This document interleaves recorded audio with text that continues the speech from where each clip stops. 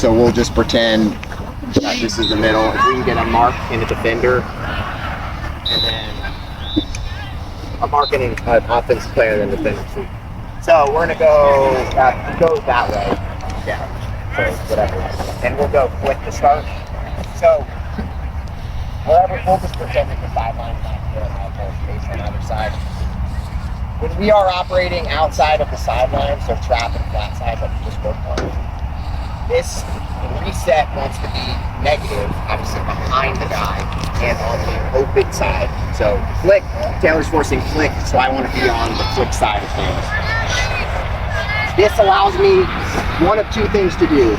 I can get the disc here, in this space, with a trailing defender for continuation to necessarily move like somewhere downfield, right? This is to the break side, or vice versa, something still to the open side in a power position with momentum for either a deep shot or some other reset. More importantly than the other two positions, this is a more quick trigger opportunity for the thrower, meaning it's very imperative that we are on the same page. Because if I am dancing a ton, and whether it's from Davian being a good defender or me just being indecisive, if I go like take a couple steps this way and automatically switch, and he thinks, oh, he's got him.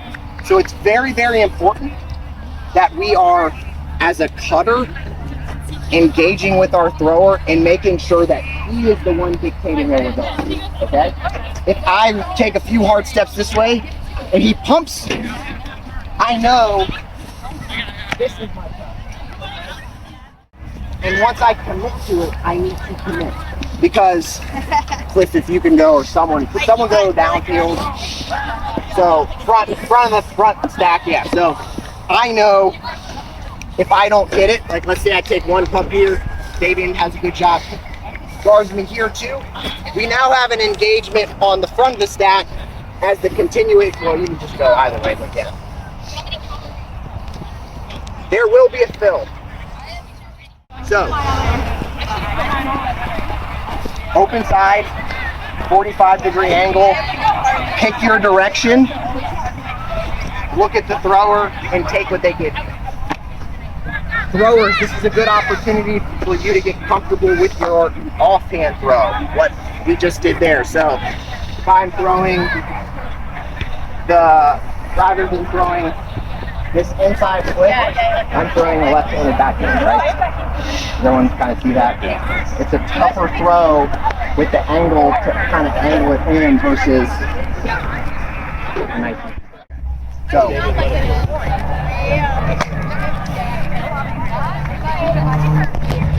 does everyone see this? That lefty is a very easy look, touchback. You don't even have to step out. It's very easy, just touch the space. This is the place to practice it, right? Worst case scenario, you just don't do it. So we're gonna run through this as quick as we can. That way we get more reps going the 4-on-4. So let's just do like one full way through, once or twice, and go from there. If they're throwing it back? Correct.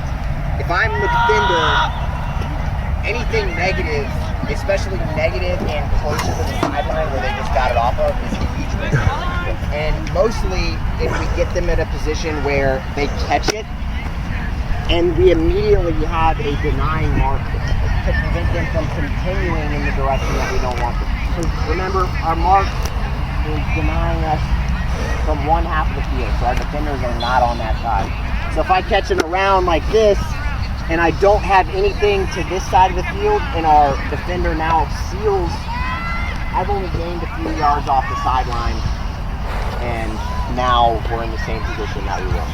So as a defender, yes, do not give up the upfield.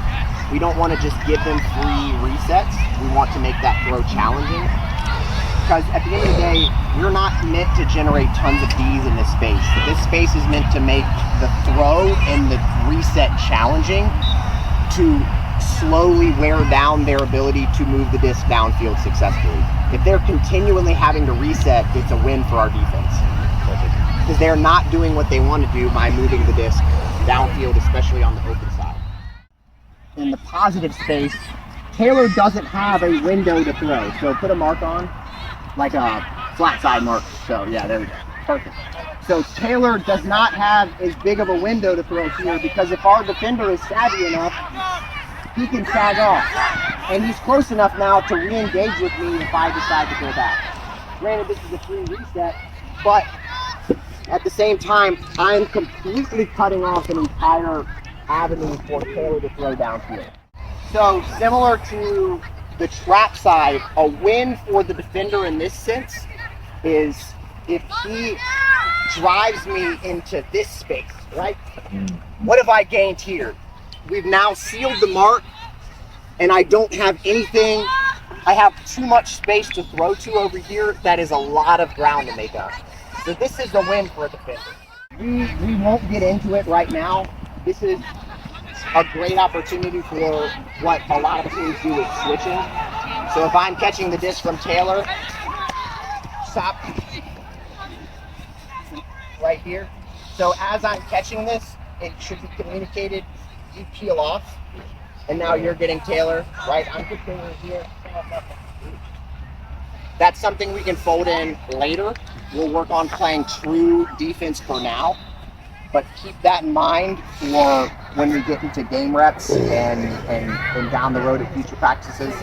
That is the ideal way to run this reset as a defender. When we are operating outside of the sideline, so trap and flat side like we just worked on, this reset wants to be negative, obviously behind the guy and on the open side. So flick, Taylor's forcing flick, so I want to be on the flick side of things. Mark and a thrower. Mark. So flat side, opposite trap side, we have the big side of the field to work with. As the flat side reset, someone want to come mark. So opposite of trap side, I'm going to start slightly negative.